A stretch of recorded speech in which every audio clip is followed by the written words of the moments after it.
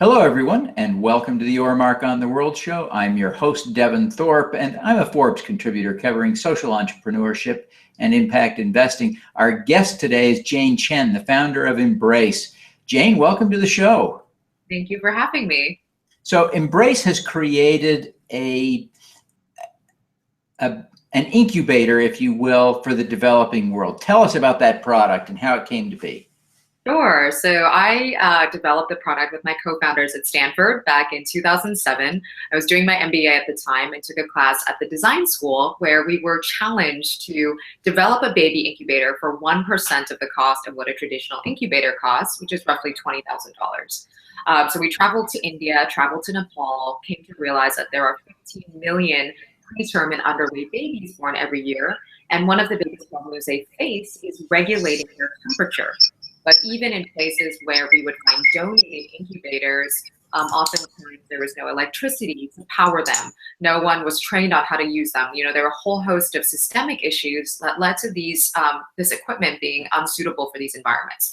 So what Embrace came up with is the Embrace Warmer. It looks like a little sleeping bag for a baby. The core technology sits in the back here. This is a pouch of a wax-like substance called a phase change material that melts at human body temperature. You can heat this either with a short burst of electricity or with boiling water.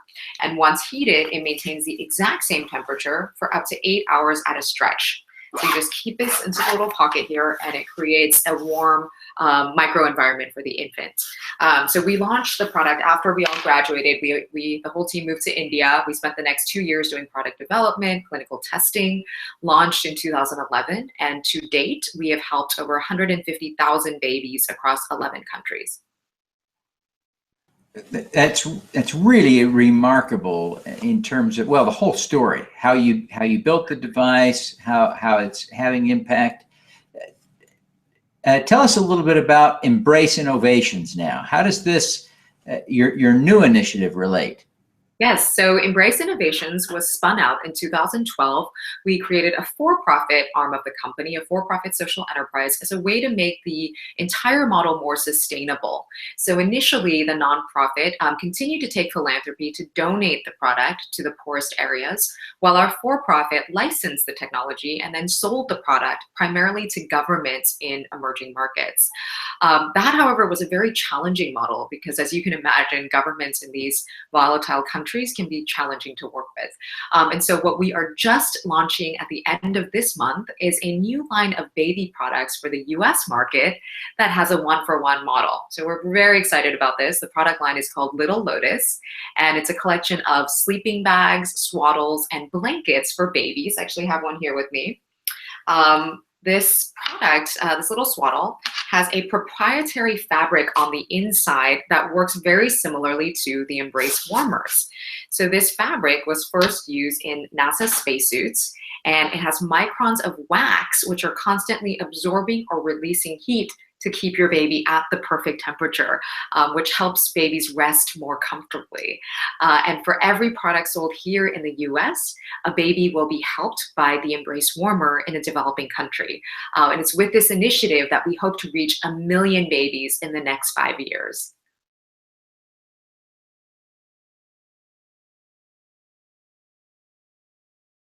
Achievable.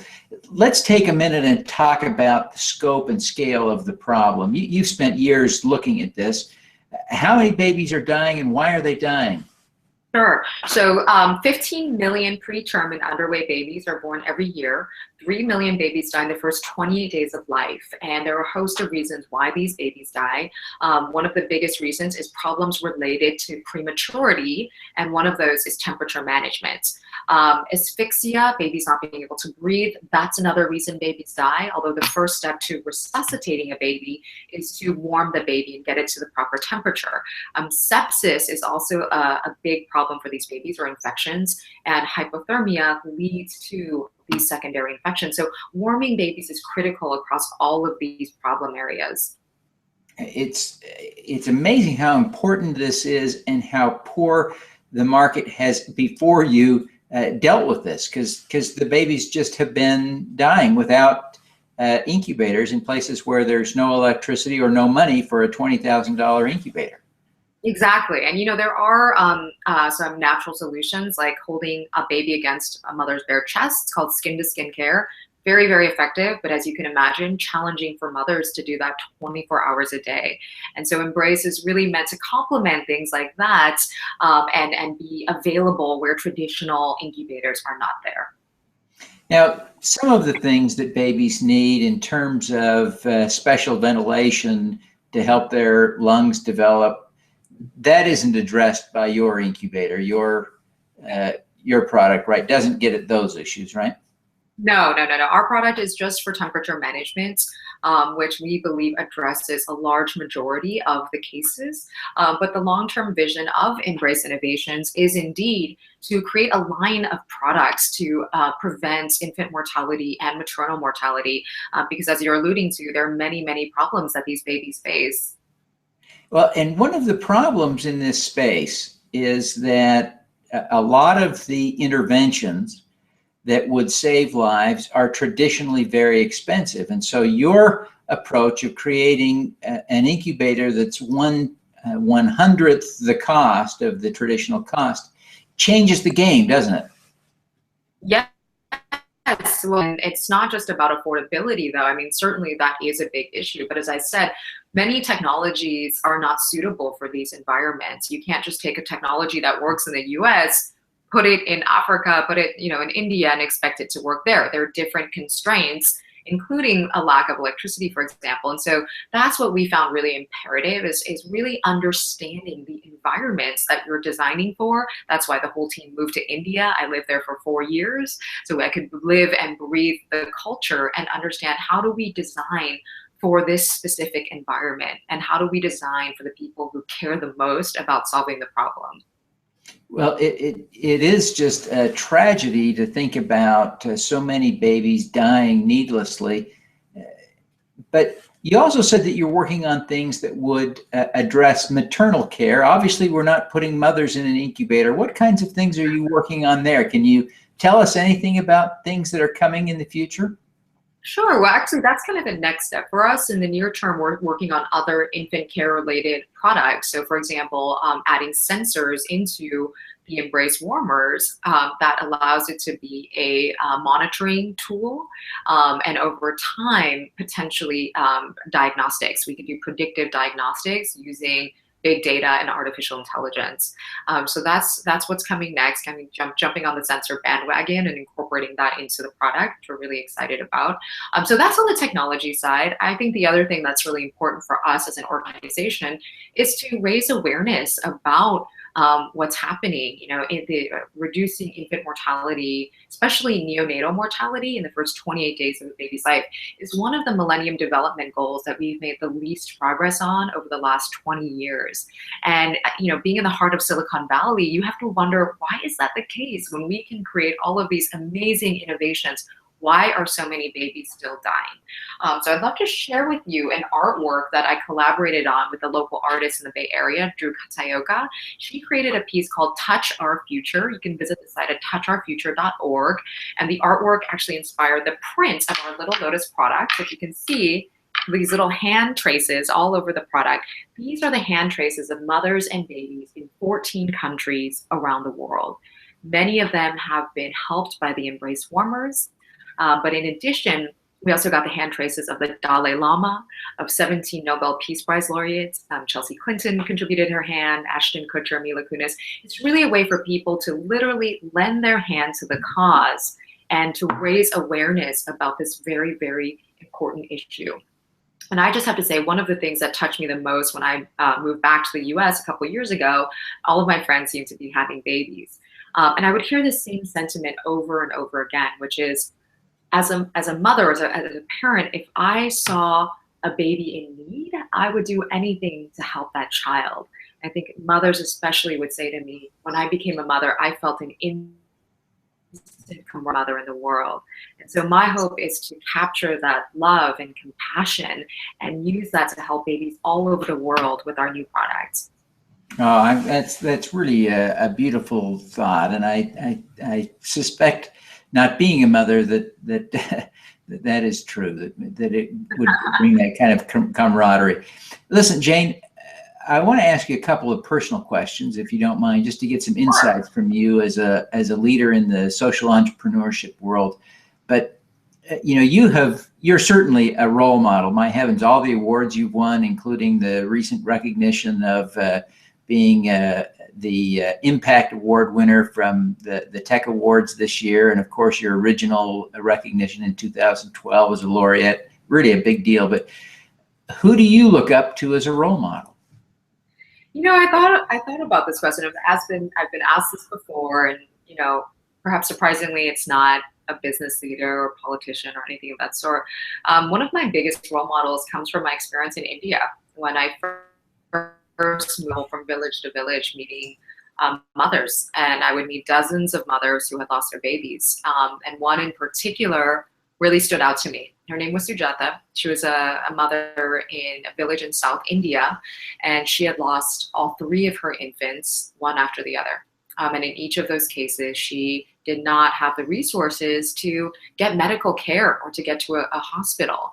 But this woman was so strong, and instead of grieving, she took those experiences and tried to help other women in her community, to try to teach them about prenatal care.